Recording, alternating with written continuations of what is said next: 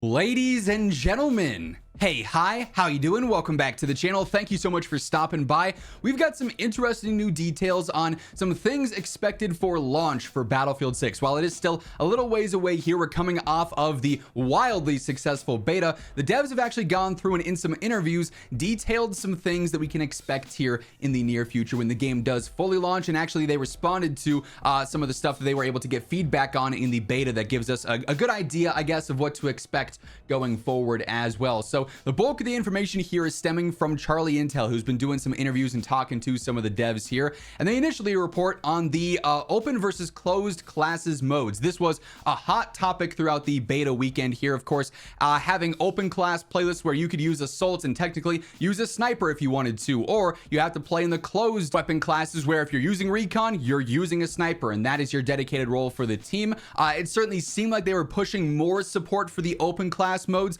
There was the whole thing where the closed weapon class playlist was hidden way back at the very end of the list on the menu, so it wasn't even showing up on like the main featured tab, and that had players pretty frustrated. But here's what they say. Battlefield 6 devs tell us they were happy with the player counts across both open and closed class modes in beta weekend 1. The outcome was expected. We were really happy about the way that people were engaging with the different modes. We were also really happy with the class picks for the various modes and also the signature weapon picks for the classes if they were playing open. All that data is looking very promising and very good for us. So they have basically committed to supporting each of these playlists, each of these play styles with the open versus the closed. Obviously, open classes maybe caters a bit more to the more casual audience, the broader audience that isn't just like, you know, Battlefield heavy, Battlefield veterans, if you will. Whereas the Battlefield vets want those closed classes, so they're obviously going to probably deviate more towards that playlist and flock more towards that playlist. So they're trying to appease everyone here. It does result in playlists getting split up and then the player base getting split between those, which might impact queue times if there's not enough players on at any given point. But with how the hype is going for this game,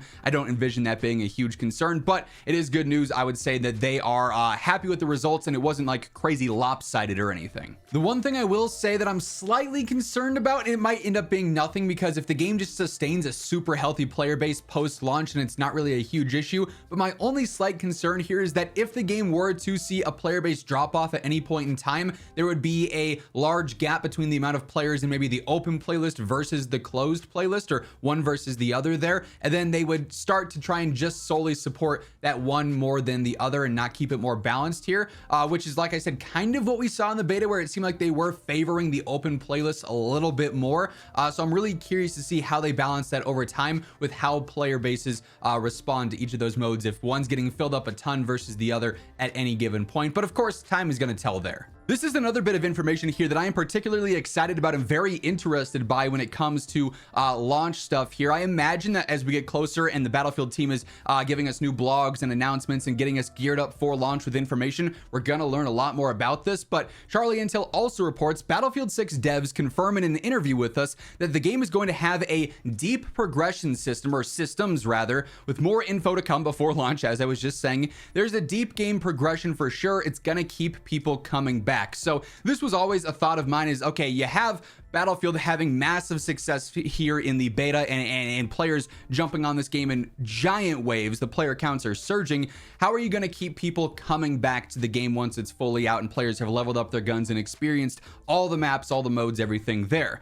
Well, deep progression, this would indicate maybe an advanced leveling system, maybe different systems for your weapons, whether it be camos, specific challenges, things of that nature, things for maybe your classes as well, masteries in that sense. If they have this retention-based system here that is going to give people something to grind for long term, other than just dropping in and learning the game's mechanics and getting familiar with stuff, that's absolutely fantastic news here. Of course, we'll have the seasonal updates with new content, new maps, modes, weapons dropping post-launch as well, but an actual progression system to have large, obtainable, grindable goals, I think is something that this would definitely benefit from long term, and hopefully these systems are fully fleshed out and there's a lot of really cool things to do with these. As they say though, we're going to get more details on this before launch, so of course once that stuff does surface, I'll be covering it, as with everything going on here regarding Battlefield 6. So if you guys want to stay up to date with stuff, be sure to hit that subscribe button, turn on those post notifications, and while you're at it, if you enjoyed this video, you find the info helpful, a like rating is always seriously appreciated as well. Much love to everyone who does take the time to do so.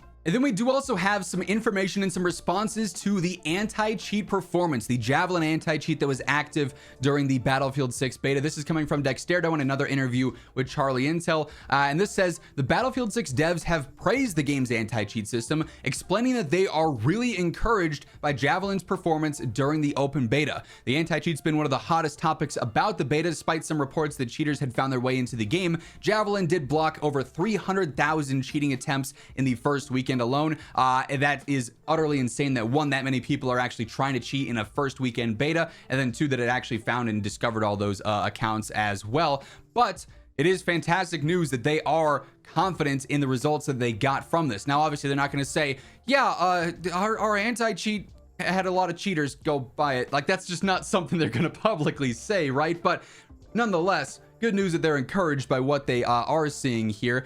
Battlefield 6 devs reassure players that the anti-cheat is a top priority as well. They say in an interview with Charlie Intel, executive producer Christian Grass reassured fans that keeping cheaters out remains a top priority for the team and that early signs are very positive. Quote, anti-cheat is the top of the mind for us. It's super important. We were really encouraged by what we saw the system perform over the last weekend. He went on to emphasize just how much work is going into this as they look to ensure that they deal with the problem as effectively as possible, saying, quote, as I'm sure you've seen, we're requiring secure boot to be on like a lot of other games do as well, and it's going to be a more common thing for what it's worth. So many games are going to start requiring this in order to make sure that we can give ourselves the best possible anti-cheat systems. Tons of effort, tons of focus, top of mind. It's very, very important for us to do this well. So good news that they're confident in the results that they've got already from the anti-cheat in those beta weekends there. Obviously, though, actions speak louder than words. Call of Duty players know this especially well. Ricochet always talks, oh, we've banned this many accounts, we're doing this, this, and that. And then there's still cheaters like every single match, and it's ridiculous. So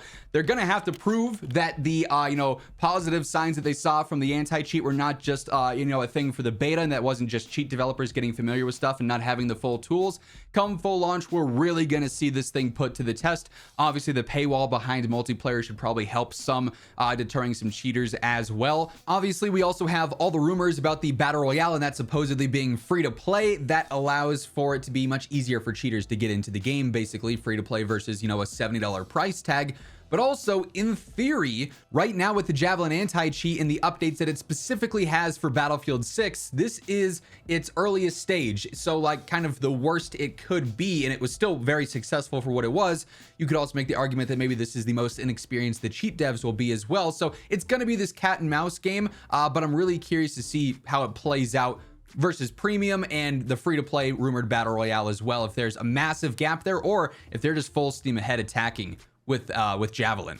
We're gonna have to wait and see though, but some initial positive returns from the anti-cheat from the Javelin system so far. So lots of pretty exciting news here for the launch of Battlefield 6, and I imagine we're only gonna get more and more of this in the coming days, weeks, and months as we get closer and closer to the full game releasing. Obviously, I'll be keeping you guys up to date with everything, so be sure to hit that subscribe button, click that like button if you guys enjoyed the video as well. But that's gonna wrap things up once again. Thank you so much for tuning in, and until next time, take it easy, have an awesome rest of your day, and I'll catch you later.